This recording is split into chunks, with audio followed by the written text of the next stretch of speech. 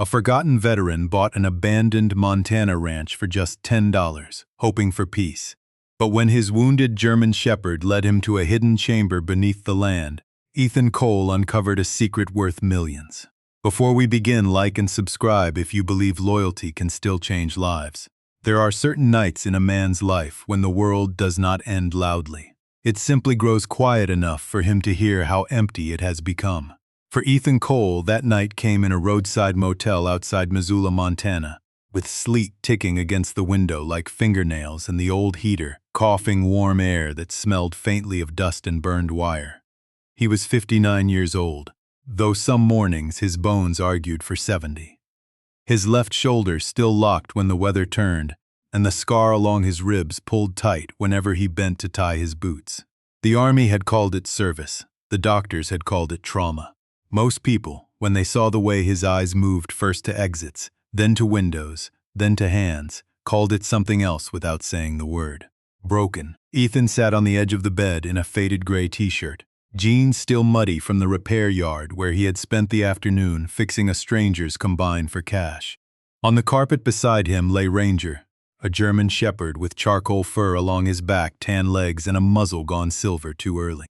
Ranger's right hind leg twitched in sleep, the old injury visiting him the way old wars visit men, without invitation, without mercy, and always after dark. Ethan reached down and rested 2 fingers behind the dog's ear. Ranger stilled, but did not wake. That was the thing about them both. They had learned to sleep lightly. On the scratched desk sat Ethan's laptop, its screen glowing blue in the dim room. He had not meant to look at land listings. Men like him did not look at land listings unless they wanted to hurt themselves. He had spent years moving from one temporary place to another. Shop bunks, motel rooms, the back seat of his Ford F-150 when money ran thin. A rented trailer one winter where the pipes froze twice and the landlord still raised the rent. Land belonged to families with names on mailboxes, to men with bank accounts that did not flinch at dental bills, to people who had photographs on walls instead of memories folded into duffel bags. But his thumb kept scrolling anyway. Old habits were funny that way. A man could know a door was locked and still test the handle. Then the listing appeared. Blackstone Creek Ranch, Cedar Hollow, Montana, 180 acres. Sold as is. Buyer assumes unpaid taxes. Asking price $10. Ethan leaned closer, thinking the decimal had to be wrong. $10, not 10,000, not 10 acres. $10 for a ranch larger than anything he had ever dared to imagine owning. The first photograph showed a weather-beaten log house, with a sagging porch and one front window boarded up. The second showed a barn tilting slightly to the east, as if it had been listening to the mountain wind for too many winters and finally begun to believe it. The third photograph stopped him. It was not much, a line of dark pines, a narrow creek cutting through black stone, and beyond it, a ridge shoulder-deep in October mist.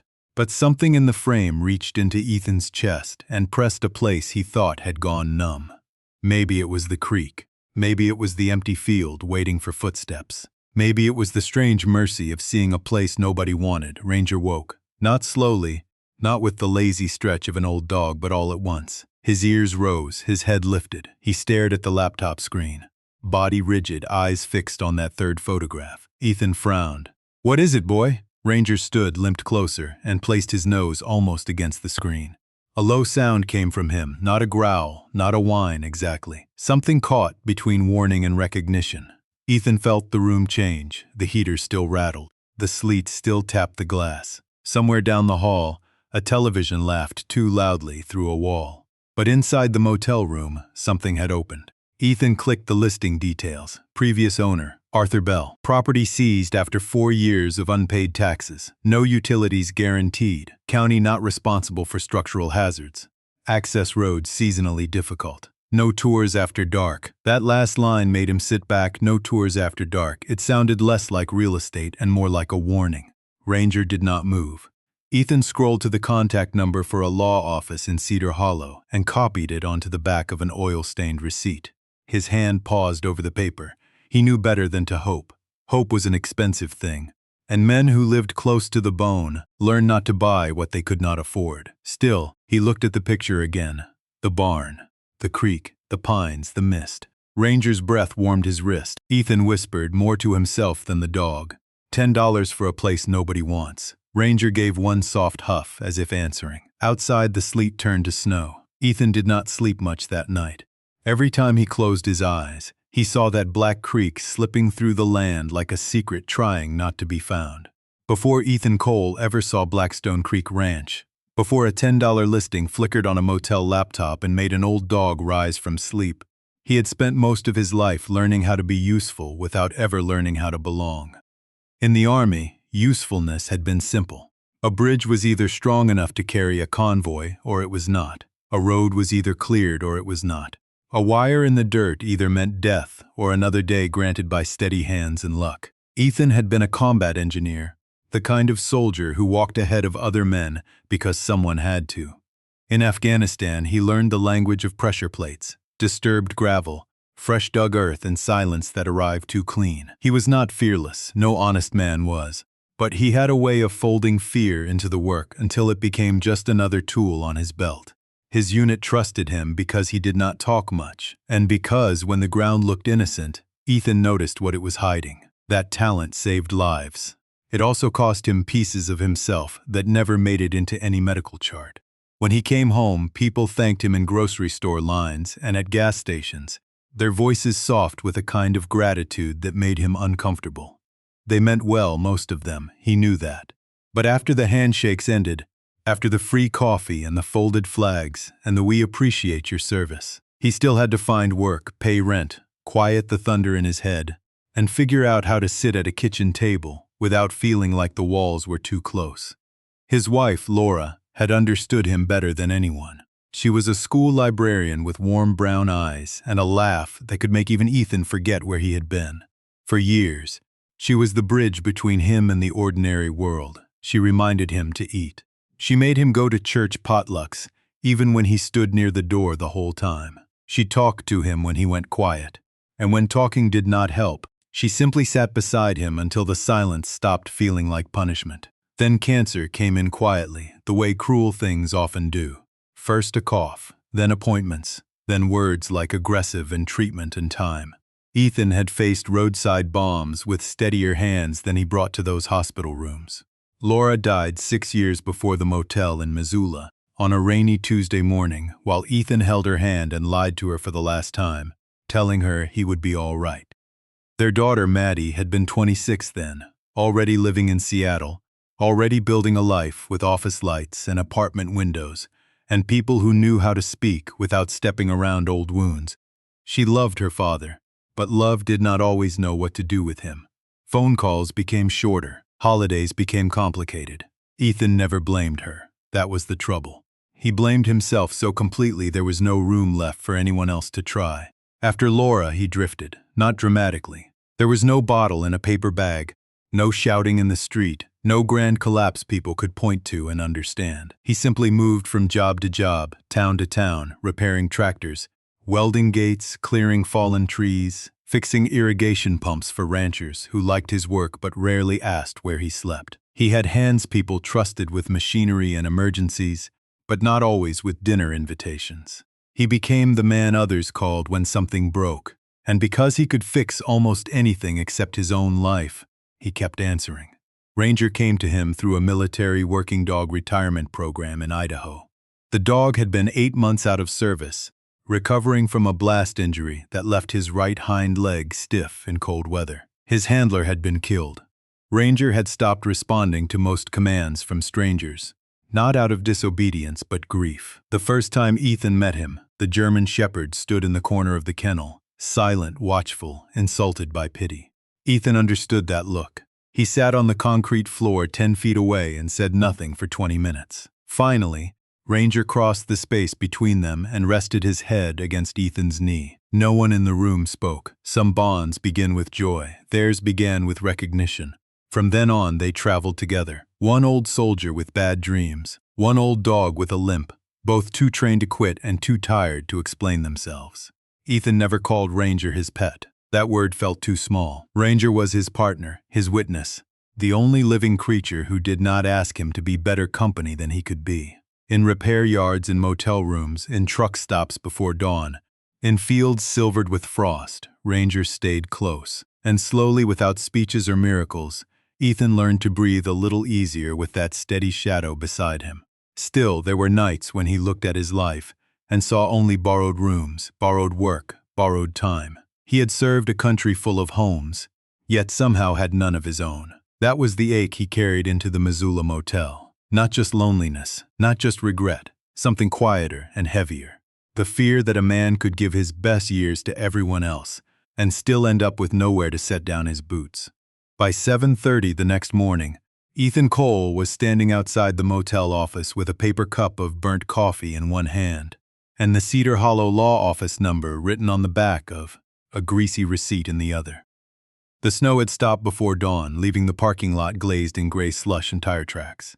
Ranger sat beside his left boot, ears forward, watching every car that passed as if one of them might be carrying an answer.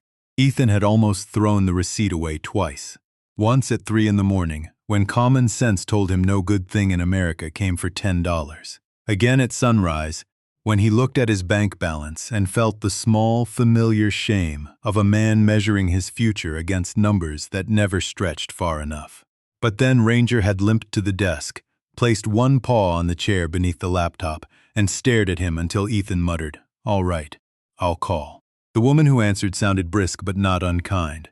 Her name was Marcia Bellamy, paralegal for a small firm in Cedar Hollow that handled county auctions, property transfers, divorces, and, judging by her tired sigh, more dead-end phone calls than she cared to count. Ethan told her he was asking about Blackstone Creek Ranch. There was a pause. Not long, just long enough to matter. "You understand the property is sold as is, Mr. Cole," she said. "I read that. No utilities guaranteed. I read that too. The access road is rough, especially after weather." Ethan looked at his truck across the lot. An old blue Ford F-150 with rust along the wheel wells and a toolbox bolted crooked in the bed. "So am I." Marcia did not laugh, but something softened in her voice. She explained that the county wanted the ranch off its books. The previous owner, Arthur Bell, had stopped paying taxes 4 years earlier, after what the file called an unresolved disappearance. No heirs had come forward. No bank wanted the property. No developer wanted to touch it because of title complications, structural hazards, and rumors that made local buyers suddenly busy whenever the place came up. The asking price was symbolic, she said. $10 plus unpaid taxes, filing fees, and closing costs. "How much?" Ethan asked. $6,000 even. Wire or cashier's check by Friday noon. He closed his eyes. $6,000 was not a fortune. It was worse than that. It was almost exactly what he had left. His savings account held $6,418 after the motel bill, gas, dog food, and the parts he needed for a repair job that may or may not still be waiting for him. A younger man might have called it a risk. Ethan knew better. It was a cliff. "Mr. Cole," Marcia asked. Ethan opened his eyes. Ranger was looking up at him, steady and silent. "I can have it by Friday," Ethan said. The words came out before fear could catch them. 2 days later, he stood in a bank lobby in Missoula, while a young teller with perfect teeth counted his cashier's check and wished him luck in the careful tone people use when they think luck will not be enough. Ethan kept $300 in cash, half a tank of gas, a spare can of diesel he did not need but trusted anyway, and whatever tools were already in the truck. He packed light because he had never learned any other way.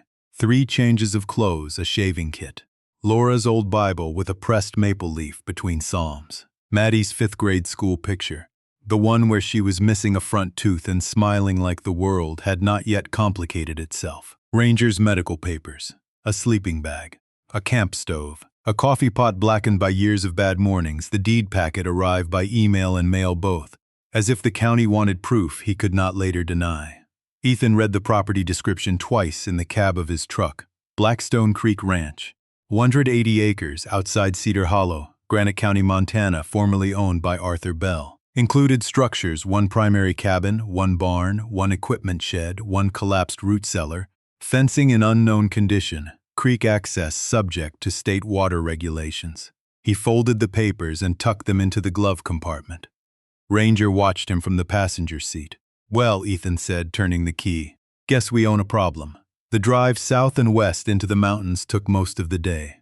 Montana opened around them in long, lonely distances, pale fields, dark timber, ridgelines wearing snow like old men wear silence. Ethan passed gas stations, cattle fences, wind-bent signs, and houses set so far from the road they seemed less built than endured.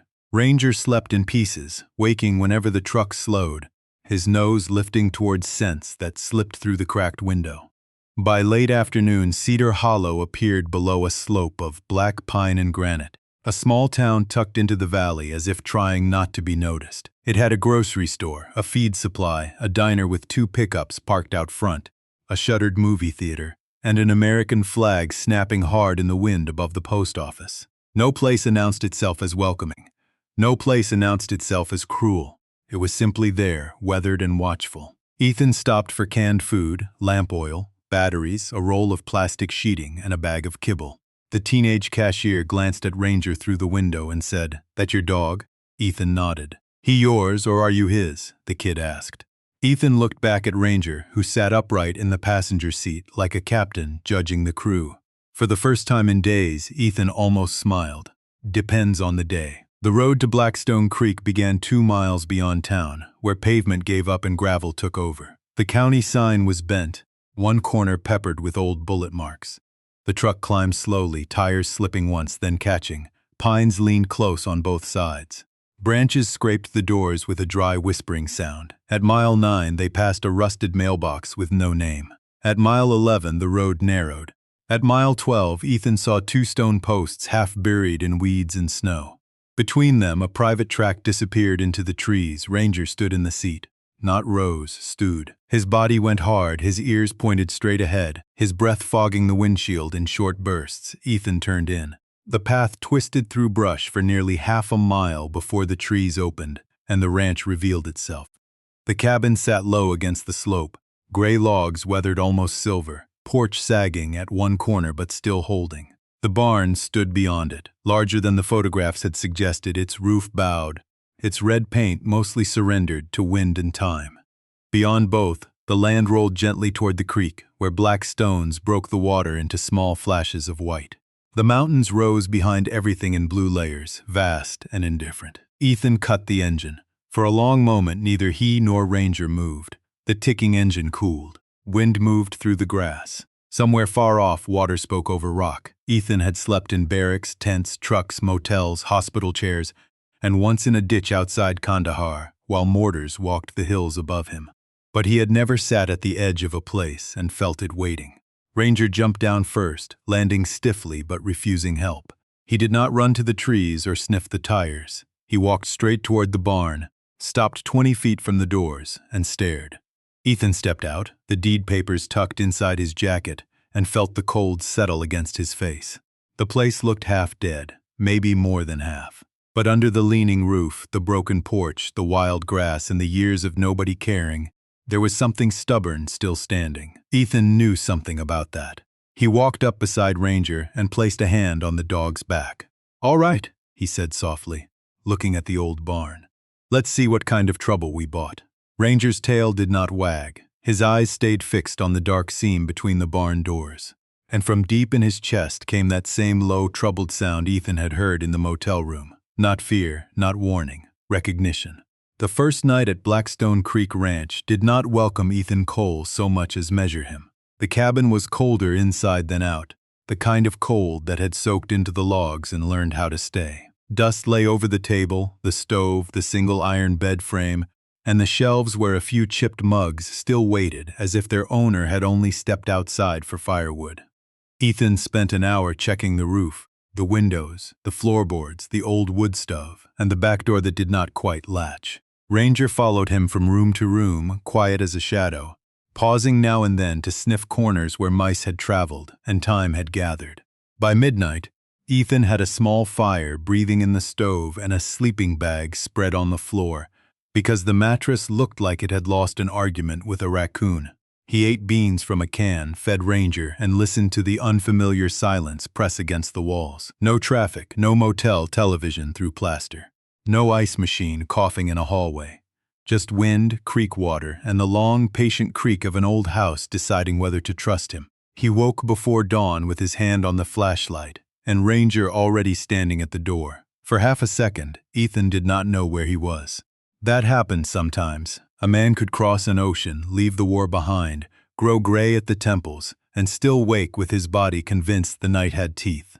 Then he saw the weak blue light at the window, the stove gone to embers. Ranger's ears high but not alarmed, and he remembered the ranch. His ranch, if paperwork could make such a thing real. He made coffee on the camp stove and drank it black on the porch, watching morning climb slowly over the bitterroot ridges. The land looked different in daylight. Not easier, exactly, just more honest. The barn leaned worse than he thought. The pasture fence was down in 3 places. A rusted tractor sat near the equipment shed, buried up to its axles in weeds. But the creek ran clear. The soil near the low field was dark and good, and a stand of cedar trees held the north wind back like old soldiers in a line. Ethan was studying the barn doors when Ranger turned toward the driveway. A minute later, the sound reached Ethan too. An engine working uphill, slow and uneven, then tires crunching over gravel and frozen mud. A white postal Jeep emerged from the trees, dented on one side, with a small American flag sticker fading on the rear window. The driver stopped near the cabin and climbed out carefully. One hand braced against the door. He was a narrow man in his late 70s, maybe older, with a postal jacket zipped to his chin, a gray cap pulled low, and a face lined by weather rather than worry. In one hand he carried a rubber-banded stack of mail, in the other a thermos. Ranger stepped down from the porch and stood between Ethan and the stranger, not threatening, just present. The old man noticed. "That dog's got manners," he said. "That dog's got opinions," Ethan answered. The man smiled, but it faded when he looked past Ethan toward the barn. "You must be Cole, Ethan Cole, Walter Price. I run the mail route up this way, when the road allows it and my hip's feeling generous." He held out the mail. "Most of this is junk. Some of it's old. County told me the place changed hands, so I figured I'd see whether the new owner was flesh and blood or another bad idea on paper." Ethan took the stack. There were advertisements, county notices, one envelope addressed to current resident, and 3 letters yellowed at the edges, all for Arthur Bell. Walter saw him note it. "Couldn't bring myself to throw those out." Ethan looked at him. "You knew Bell?" Walter let out a slow breath. The kind a man saves for names that still have weight. "Everybody knew Arthur a little. Nobody knew him enough. That was our failure, I suppose." He turned his gaze toward the barn again. He was a decent man, quiet, smart in a way that made folks uncomfortable, helped fix culverts for free, pulled cars out of snowbanks, brought medicine up to the Whitaker place when June got sick, paid his taxes early, kept that road passable better than the county ever did. Ethan glanced at the old envelopes. Then he stopped. "No," Walter said, and his voice sharpened just enough to make Ranger's ears twitch. "That's what the file says. That ain't what happened." The wind moved across the grass, bending it all one way. Walter rubbed his thumb along the dent in his thermos. "Men like Arthur Bell don't leave coffee on the table. Boots by the door, truck in the barn, and walk off into winter. Not unless something made them. Sheriff called it unresolved. Some folks said he got lost. Some said he went crazy. North Star men said a lonely old man can do strange things." He looked at Ethan then, really looked at him, taking in the stiff shoulder, the old truck, the silent dog, the way Ethan stood like he had learned not to give ground. "But I delivered mail to that man for 20 years. Arthur Bell did not run." Ethan felt something cold move under his ribs that had nothing to do with weather. "What did he find?" Walter's face changed. "It did not close, it guarded. If I knew that, I might not be standing here." He took 2 steps back toward the Jeep, then stopped. "You start cleaning that barn. You may come across things that don't belong in county files. Maps, notes, maybe names. If you do, don't take them to the wrong people." "Who are the wrong people?" Ethan asked. Walter opened the Jeep door. For a moment, he looked older than he had when he arrived. "Around here," he said, "the wrong people usually smile first." Then he climbed in, turned the engine over twice before it caught, and backed down the drive. Ethan stood with the old letters in his hand until the Jeep disappeared into the trees. Ranger remained facing the barn, body still, eyes fixed on the dark gap between the doors. Ethan looked down at the name on the top envelope, Arthur Bell. The paper felt thin, fragile, ordinary, but the air around it did not. It felt like the beginning of a testimony. By the 3rd morning, Ethan stopped pretending the barn was just a barn. He had seen enough old structures in his life to know when wood was tired, when weight had shifted, when rot was honest, and when damage had been helped along by human hands.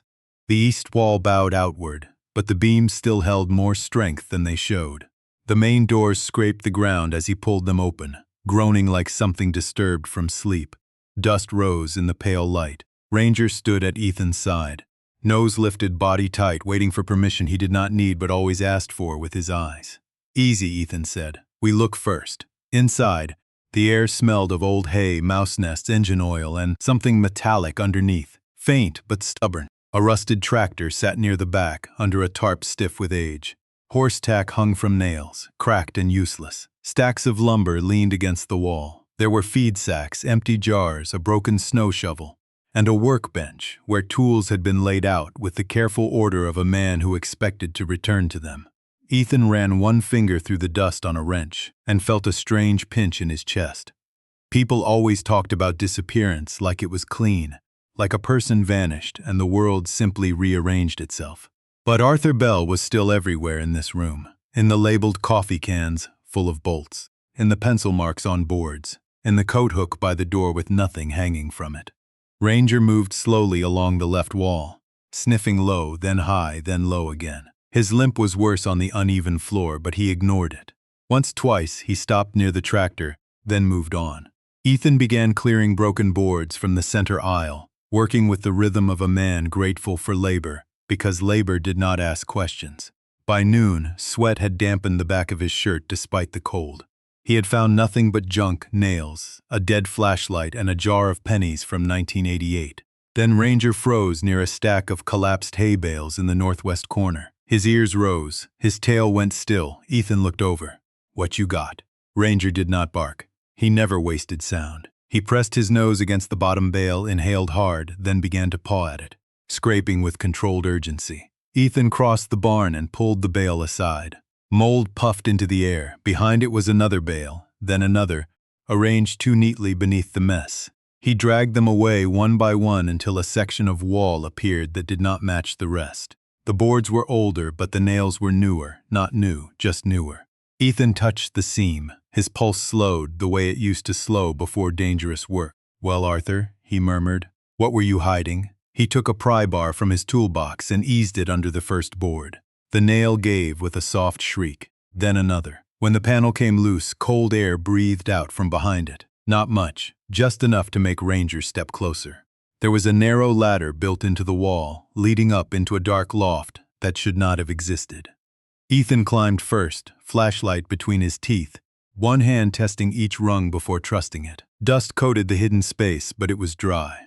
A small table sat beneath the rafters. On it lay folded maps, a brass compass, sample bags, a hand lens, a military green metal box, and a notebook wrapped in oilcloth. Ethan stood very still. He had expected maybe old papers, maybe money, maybe the sad clutter of a lonely man. He had not expected order. This was not storage. This was evidence. Ranger whined below, frustrated, so Ethan climbed back down, lifted him carefully despite the dog's offended look, and helped him into the loft. Ranger went straight to the metal box. He sniffed it, then backed away, not scared but solemn, as if whatever lived inside deserved space. Ethan opened the latch. Inside was a faded patch from the U.S. Army Corps of Engineers, a photograph, and a silver dog tag not meant for a human. The photo showed Arthur Bell younger, broad-shouldered, unsmiling, standing beside a German shepherd with black ears and proud, intelligent eyes. On the back, written in steady blue ink, were 3 words, Arthur and Atlas.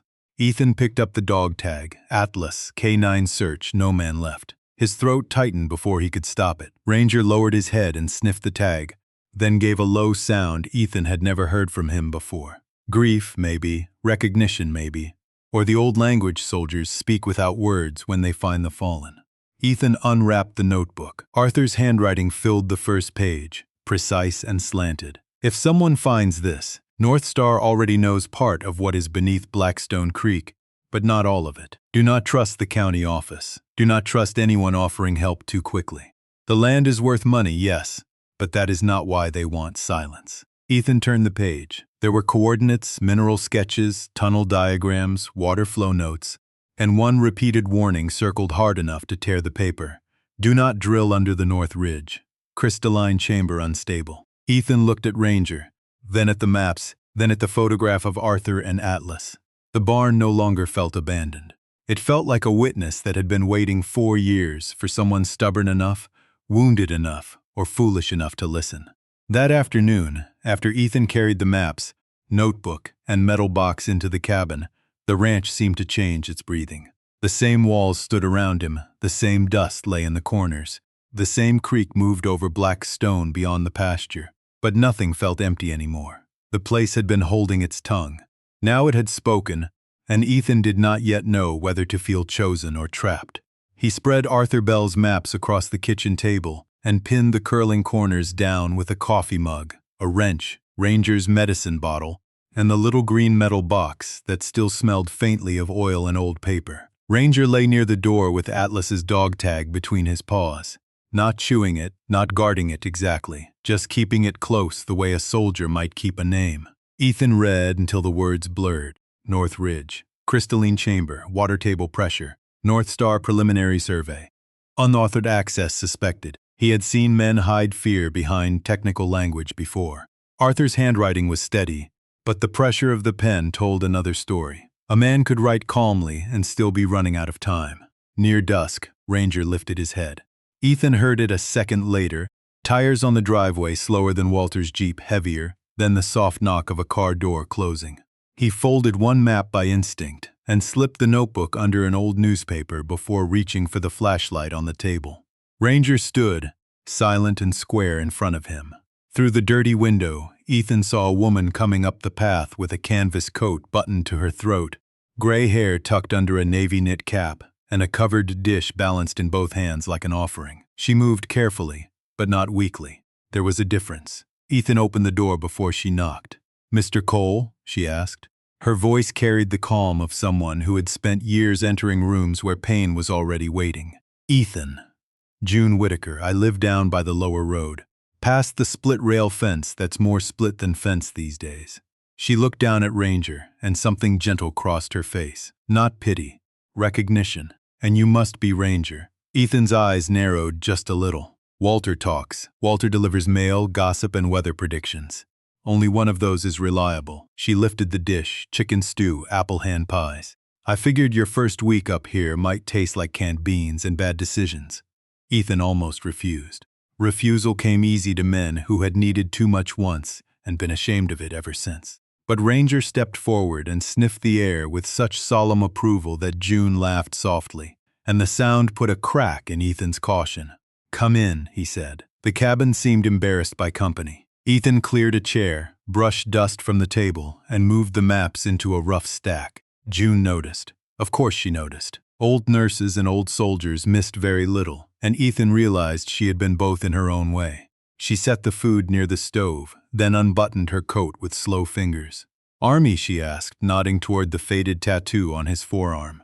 "Combat engineer. I was a field nurse. Germany first, then stateside, then VA clinics, until my niece filed a formal complaint." She smiled, but her eyes had already gone to Ranger's leg, the scar beneath the fur, the way he stood close enough to Ethan to be touched but far enough to work.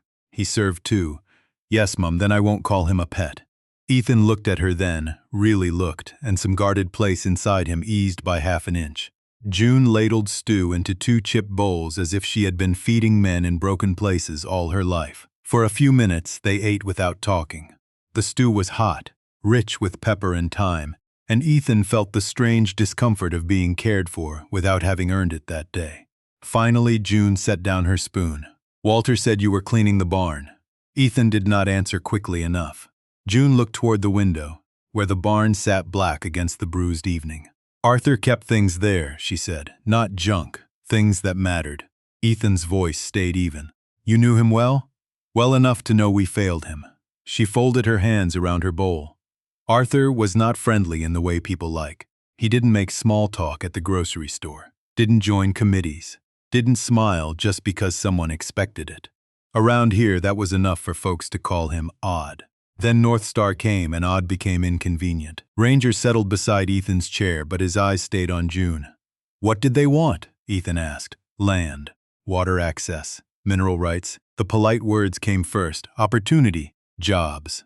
Then the other things came quietly. Her mouth tightened. Fences cut, survey flags where they didn't belong, Arthur's phone clicking during calls. His truck brake line damaged once, though nobody could prove anything. He told the sheriff. The sheriff told him to calm down. Told him not to make enemies. Imagine that. A man asks for help and gets advice on being easier to ignore. Ethan felt the sentence land somewhere deep. June's voice softened, but not with weakness. That's how people disappear before they're gone, Mr. Cole. First we stop listening, then we stop believing. Then when something happens, we act surprised. She reached into her coat pocket and pulled out a small envelope, worn at the edges. Arthur gave me this 2 weeks before he vanished. Said if someone decent ever came to Blackstone Creek, I'd know when to hand it over. Ethan did not touch it at first. How would you know? June glanced at Ranger, then back at Ethan. Because decent people don't always look polished. Sometimes they look tired. Sometimes they limp. Sometimes they come with a dog who watches the world like he still has a duty to it. Ethan took the envelope. Inside was a key, a photograph of Arthur standing by the creek, and a single note. If North Star comes smiling, look under the cedar marked with 3 cuts. Trust the dog. Ethan looked up, but June was already standing, buttoning her coat. One more thing, she said at the door. Don't let them make you feel small because you came here with little. Men with money love mistaking poverty for weakness. Then she stepped into the cold, leaving warmth behind her like a promise the cabin had almost forgotten how to hold.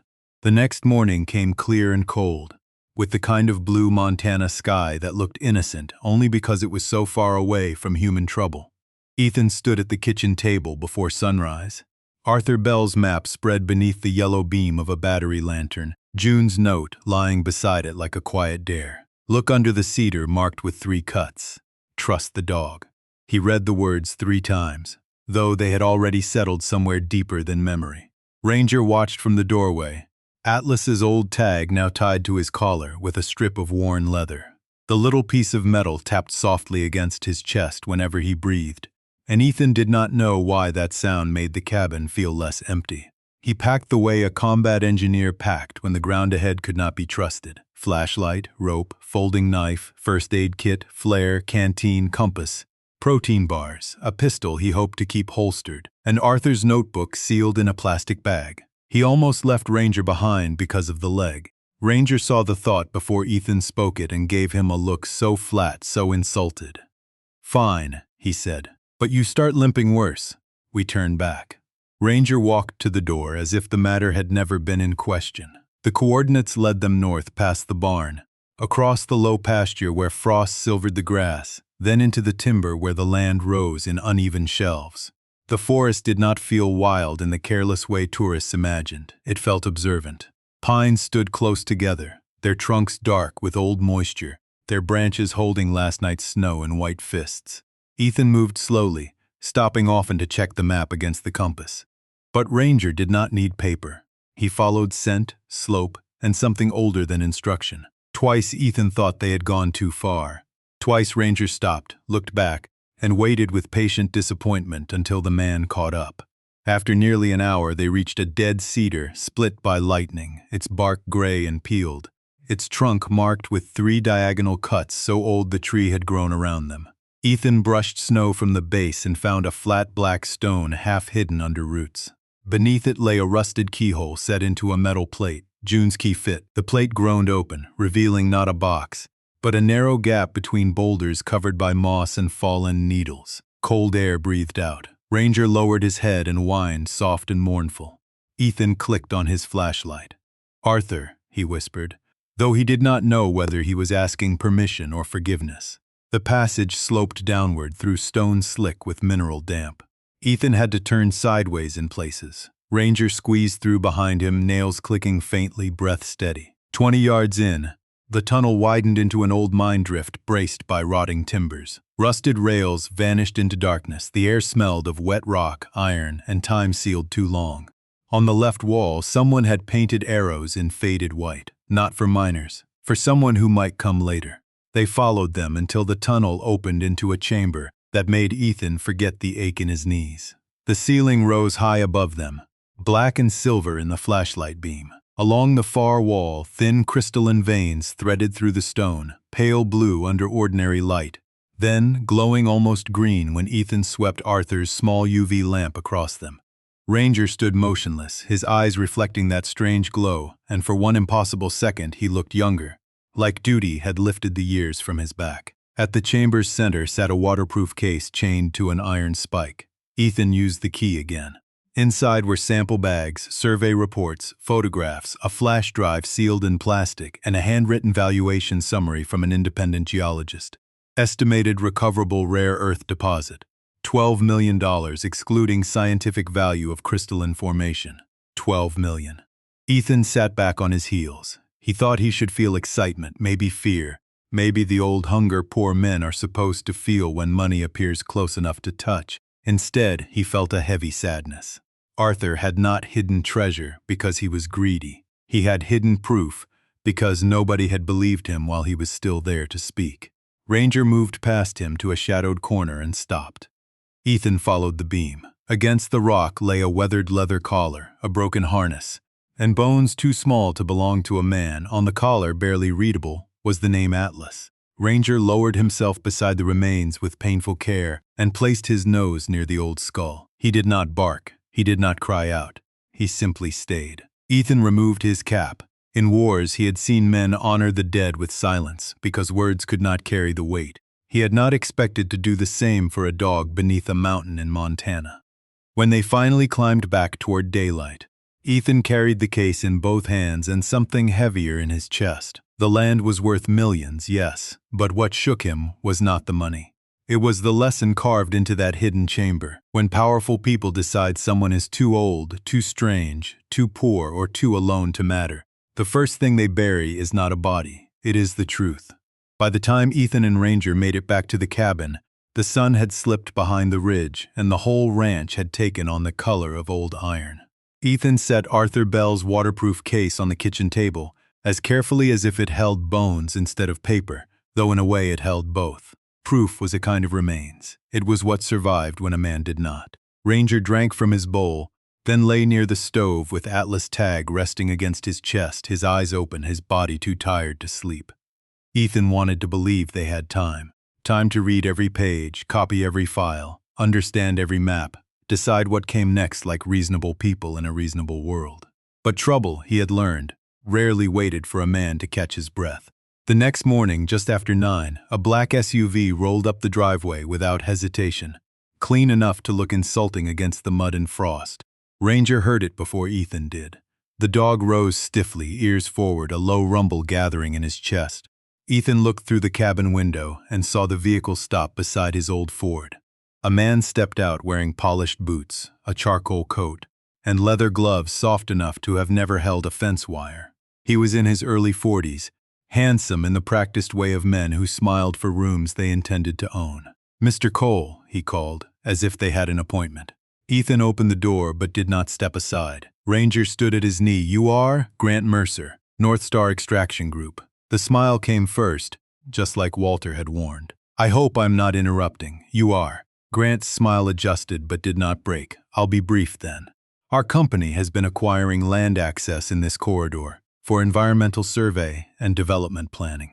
We understand you recently purchased Blackstone Creek Ranch. County understands it too, of course." Grant glanced past him toward the barn, then the ridge, then the creek. Not admiring, measuring. "I'll be candid. This property is a burden. No reliable utilities, poor road access, structural decay, potential liability. A man at your stage in life shouldn't have to wrestle with all that." Ethan said nothing. Men like Grant disliked silence because silence did not give them handles. Grant reached into his coat and pulled out a folder. "North Star is prepared to offer you $350,000. Cash purchase, fast closing. You walk away comfortable. No headaches, no repairs, no winter up here alone." His eyes dipped briefly to Ranger's injured leg. "For both your sakes," Ranger's growl deepened. Ethan felt something old and cold settle behind his ribs. He had heard that tone before from doctors, officers, landlords, even strangers who thought kindness gave them permission to diminish him. "At your stage in life, for both your sakes." Translation: you are old, you are tired, you are poor. Let better men decide what happens next. Ethan took the folder, opened it, looked at the first page without reading, and handed it back. "No." Grant blinked once. "You haven't considered the offer, I heard it." "Mr. Cole, with respect, You bought this place for $10. And that bothers you more than the $10 bothers me. For the first time, Grant's smile thinned. Sentiment can be expensive, so can trespassing. The air tightened between them. Grant looked at Ranger again, and this time there was no softness in it. Old soldiers should know when to stand down. Ethan's hand moved, not to the pistol inside the door, not even close. But Ranger stepped forward before the thought finished crossing the room. His body was stiff, his teeth hidden, his eyes locked on Grant with a steadiness that made the expensive man take one involuntary step back. Ethan noticed. So did Grant. We'll revisit this, Grant said, returning to the SUV. Think carefully. Ethan watched him drive away, dust and slush kicking behind the tires. That night, the ranch stopped pretending the threat had left. Around midnight, Ranger's bark cracked through the cabin, sharp and violent. Ethan came awake with the flashlight already in his hand. Outside, the Ford sat tilted in the moonlight. 2 tires had been slashed. One of the small trail cameras Ethan had wired to a fence post hung smashed by its cord. On the barn door, pinned with a hunting knife, was a note written in black marker. Old soldiers should know when to stand down. Ethan stood there in the cold, the paper trembling in the wind, and felt anger rise slowly, not hot, not reckless, but clean. Beside him, Ranger sniffed the tire tracks, then looked toward the road, then back at Ethan, waiting, working. Ethan pulled on gloves, photographed everything, bagged the note, marked the tread pattern, and removed the memory card from the one camera they had missed. He no longer felt like a man guarding a broken ranch. He felt like a witness who had just been reminded why testimony matters. Ethan did not sleep after the tires were cut. He made coffee so strong it tasted almost like punishment, set Arthur Bell's waterproof case on the kitchen table, and worked beneath the weak circle of lantern light, while Ranger lay at the door with his head on his paws and his eyes open. Dawn came in gray and thin, touching the cabin windows without warming them. On the table were photographs of the slashed tires, the broken camera, the knife mark in the barn door, the note in a plastic freezer bag, Arthur's maps, the valuation report, and the flash drive from the mine chamber. It looked less like a ranch kitchen now, and more like the beginning of a trial. Ethan had spent enough years around danger to know that evidence did not protect itself. Truth was not a shield unless someone lifted it where others could see. He plugged the flash drive into his laptop with hands that were steady but not calm. The first folder was labeled Surveys. The second, North Star Contact. The third, If I Disappear. Ethan sat back for a moment when he saw that one. Ranger lifted his head, sensing the shift. Yeah, Ethan said softly. I know. He opened it. Arthur Bell's voice filled the cabin, thin and scratchy from an old recorder, but unmistakably alive. My name is Arthur Bell. If this file is being opened by someone other than me, then North Star has either succeeded in frightening me off my land or worse. Ethan stared at the screen. Arthur spoke for 42 minutes.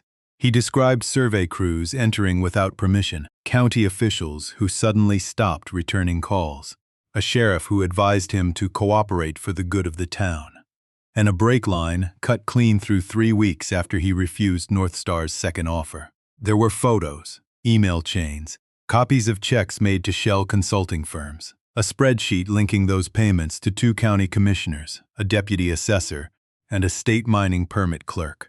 Ethan had seen corruption before, in uniforms and out of them. What surprised him was not that people could be bought. It was how cheaply some sold the dignity of their neighbors. At the bottom of Arthur's final note were 3 names. Clara Bennett, land rights attorney, Bozeman. Marks Hale, investigative reporter, Denver. Dr. Evelyn Moore, University of Montana, geology. Under those names, Arthur had written one sentence in heavier ink. If they bury me, make noise. Ethan copied every file onto 2 old hard drives, then uploaded another set to a cloud account Maddie had once made for him and he had never used.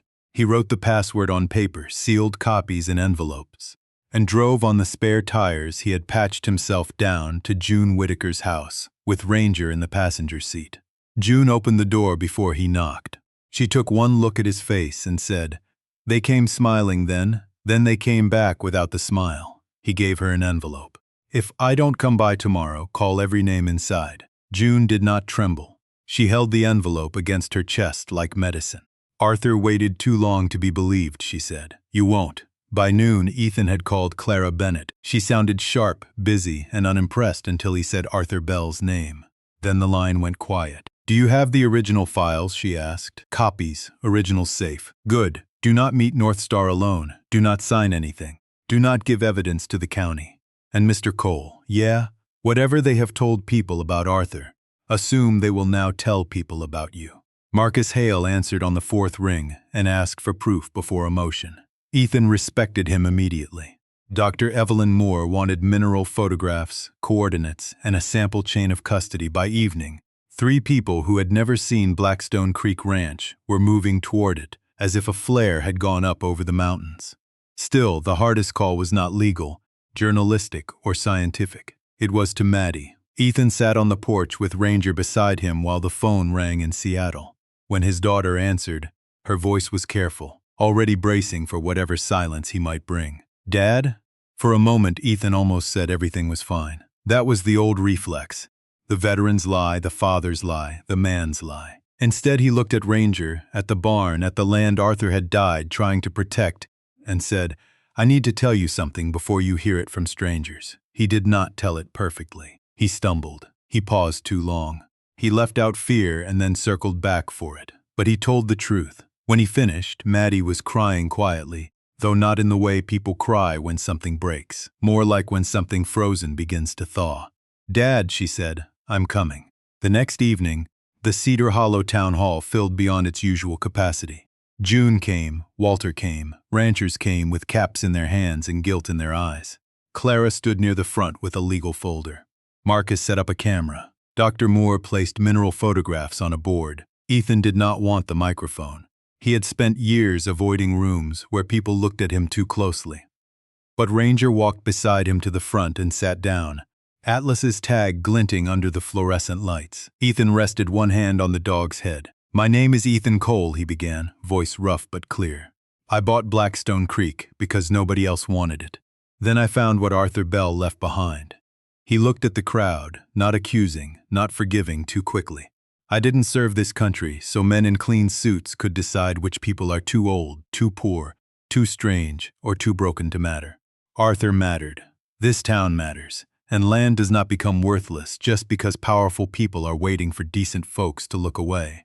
No one spoke at first. Then Walter stood, then June, then one rancher, then another. By the time Ethan stepped back, the room was no longer silent, not loud, not yet victorious, but awake.